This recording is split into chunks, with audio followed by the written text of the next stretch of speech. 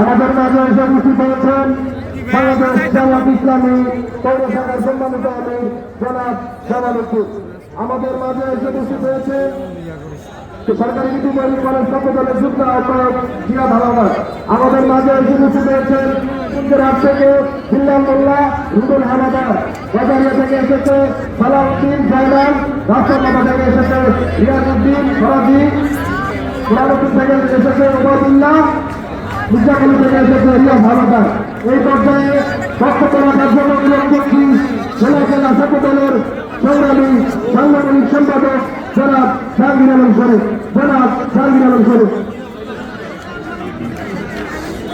বিসমিল্লাহির রহমানির রহিম। আগামী গোলাপ এই গোলায় আয়োজিত আজকে গোলায় মানুষের যে দাবি, সেই তিনটি দাবি নিয়ে আজকে এই প্রোগ্রাম। তিনটি দাবি আমাদের সকলেই আমরা প্রত্যক্ষ পরোক্ষভাবে এই তিনটি দাবির সাথে